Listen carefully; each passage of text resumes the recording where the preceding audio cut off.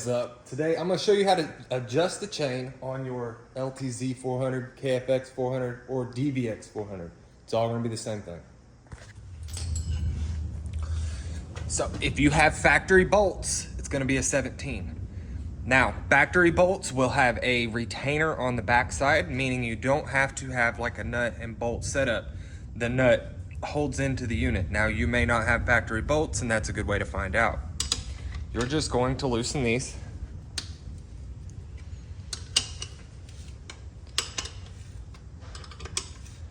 They don't need to come out, just be loose because they can be a little bit of a pain to put back in.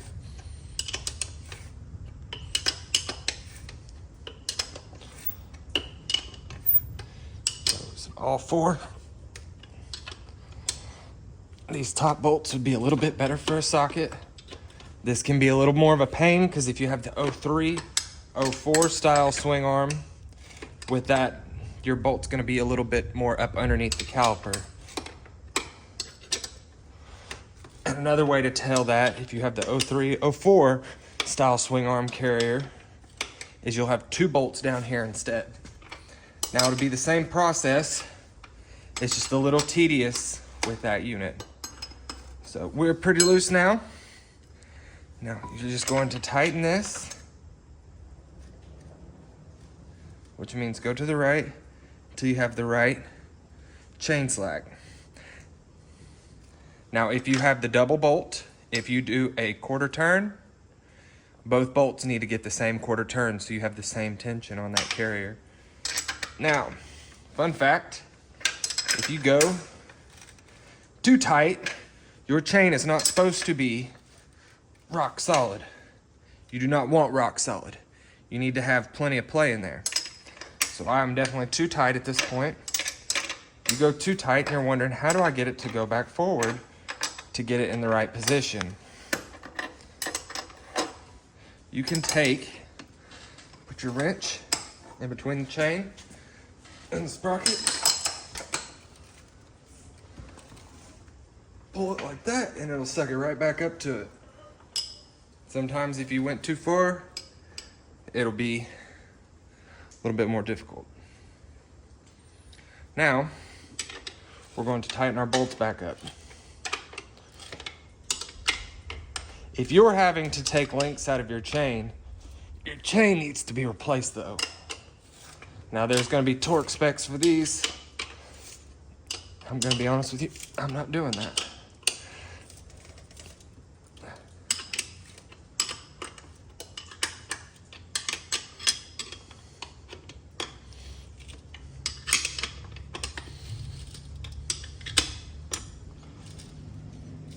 This is also a good time to check your carrier bearings. If you get a jack out, jack it up, make sure you've got no play. Mine are almost brand new. I got quite a bit of hours on them now. And a general inspection of some of this stuff here in the back is also a good idea. So checking your brake rotor hub, shouldn't do that. I have to get a new brake rotor hub for this one. These swing arms are prone to cracking, and they'll crack right back here. So the best way to check if it's cracked is look like right here on this ledge and see if you see stress cracks. Top and bottom, all the Suzuki with this style, they were prone to cracking. I went through 5 of them before I got a good one on this one.